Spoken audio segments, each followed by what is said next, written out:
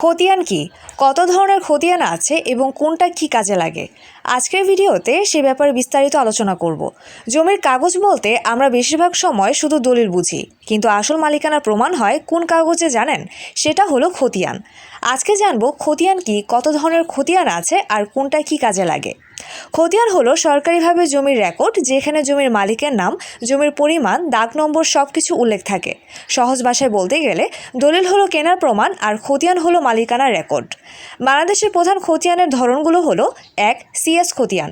এটা সবচেয়ে পুরাতন জরিপ, ব্রিটিশ আমলে তৈরি হয়েছিল। জমির মূল ইতিহাস জানার জন্য এটা খুবই গুরুত্বপূর্ণ। 2. এসএ খতিয়ান। পাকিস্তান আমলে তৈরি হয়।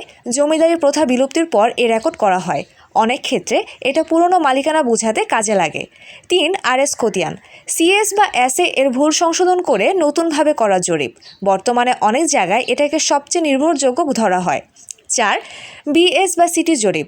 নতুন করে আপডেট করা রেকর্ড, শহর এলাকায় বেশি ব্যবহৃত হয়। বর্তমান মালিকানা যাচাই করতে এটা খুবই গুরুত্বপূর্ণ। খতিয়ানে কি কি তথ্য থাকে? মালিকের নাম, জমির পরিমাণ, দাগ নম্বর, জমির শ্রেণী। এই তথ্যগুলো নির্ধারণ করে আপনি আসল মালিক কিনা। খতিয়ান কেন এত বেশি গুরুত্বপূর্ণ? জমি কেনার সময় মালিক যাচাই করতে, মামলা মোকদ্দমার প্রমাণ হিসেবে, নামজারি করতে, ব্যাংক লোন নিতে।